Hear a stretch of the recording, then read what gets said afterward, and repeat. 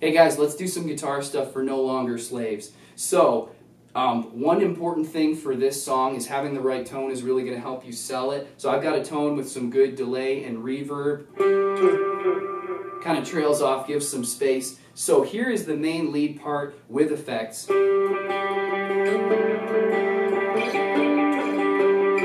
I'm going to shut my delay off.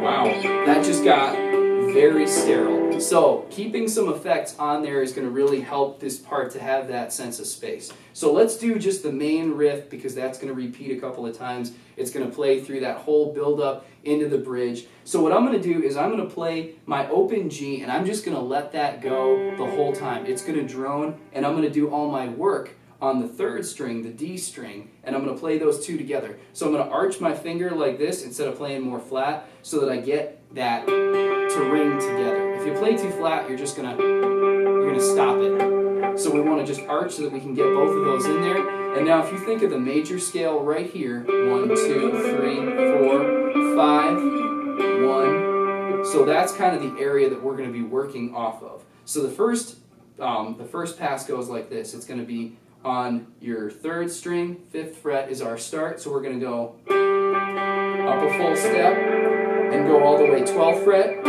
back to your start on the 5th, and then you're going to go down a step and a half. So the second pass goes like this. 5th fret start, 7th, 9th, 12th, 14th. So let's play the whole thing up to speed together.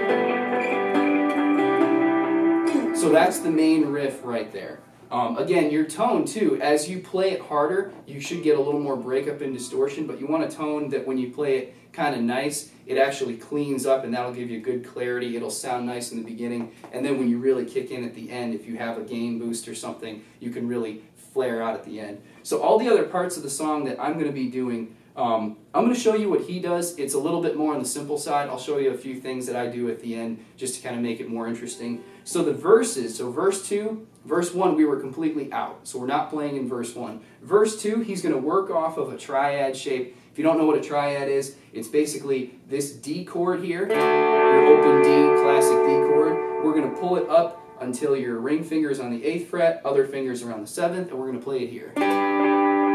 So now he kind of does a sparse strumming pattern. He's looking to create some space, but he's not looking to get too rigid in his timing. So instead of being like this, he's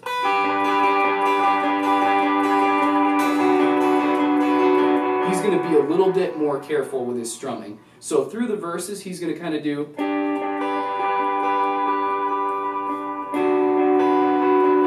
So you hear how there's just a little bit more air.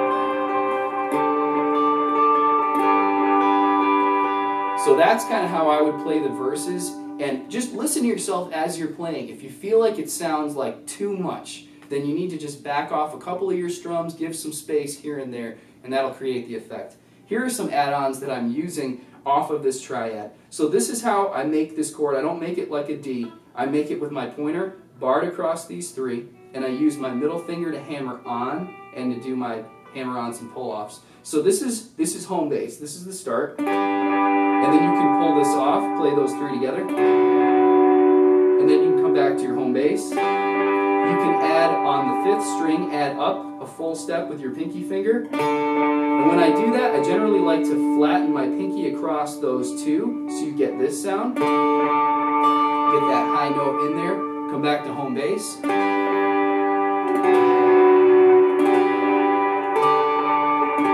So that's where I would just kind of surf around for the verses. And if you need roughly a pattern to follow, the guy kind of strums the lower parts and then kind of upstrokes that high note. So kind of like.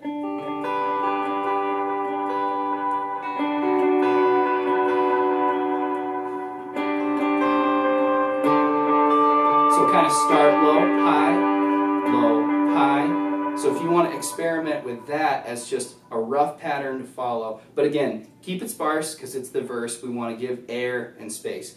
Now moving into the chorus, I like to play, at least for the first chorus, something to fill in the bottom end a little bit. So here is a chorus that you could play in the early part of the song.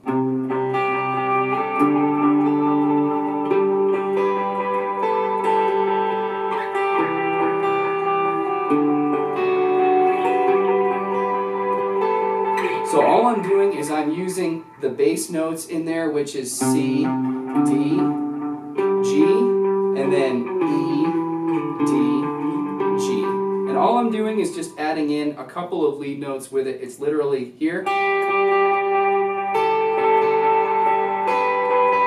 then the next one, down this time. So if you're a lead guitarist and you don't want to get that crazy and play the bass notes too, you can just do the top half. Again, we're just looking to add some fill in the chorus. So anywhere in the major scale, you can use those spots and just fill in there. But again, what I'm doing, so on the C chord position, I'm holding the C bass note and I'm just going to play the G open with that high version on the 5th string, 8th fret. So I'm going to move that whole shape up a full step. And then I'm going to go pointer on the G note on the 2nd string, which is the 10th fret. And I'm going to add my ring finger on the 12th on the 5th string. And then now I'm going to take this shape. Keep your fingers kind of close because you don't have to move far. I'm going to go down until my pointer is on the E note. And I'm going to put my ring finger on the 8th fret this time.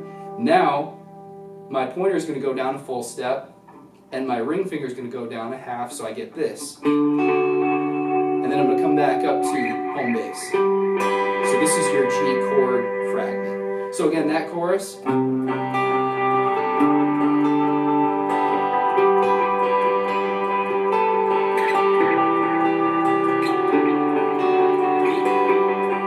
That's just one thing you can do. You could also do a similar thing to what you did in the verses. You could just do these triads. So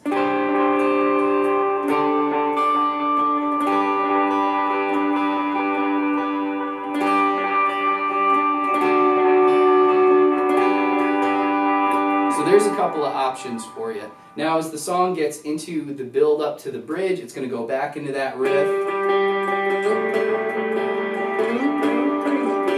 It's going to do this for a very long time. There's some singing over it. There's the whoa-oh parts. Now when it breaks out of that whoa-oh part, their guitarist just does some really, really simple stuff. So when they hit the bridge, let's actually just go to the music there so you can hear it. So here's one of the builds.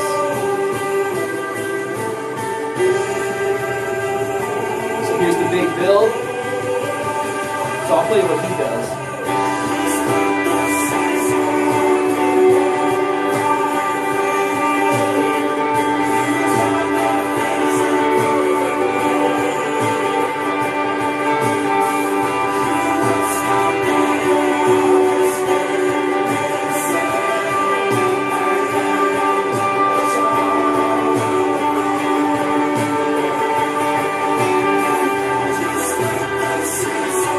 So you get the idea. He keeps it pretty simple. It's just playing on these triads, and it's just filling in space. So I'm going to add one position to this if I was going to play it, just to make it a little bit more interesting, because otherwise I kind of start to get bored. So let's start with what home bass is. So I'm going to make that triad, and I'm going to add my pinky up here, so you get that kind of nice big sound. And then I'm going to go pull off. And then from there, I'm actually going to move up to another position. So I'm going to go up to here, ring and pinky together on the 12th fret on strings 4 and 5. And then my pinky, or I'm sorry, my pointer, is on the very last string on the 10th fret. So you get this sound. And then from there, I'm going to take my pinky and just push it up a half step and suspend that chord. So the whole thing together sounds like this.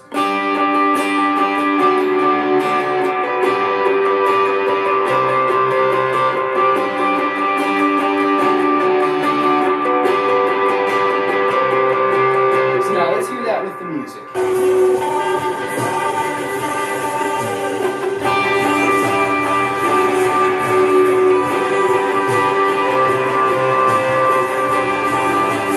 Now we're going to do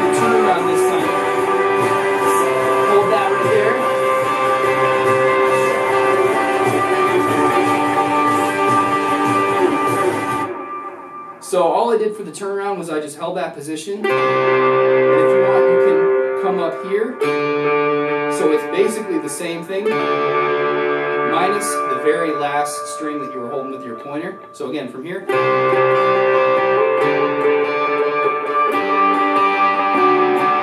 So to me, that just gave a little bit of extra flavor.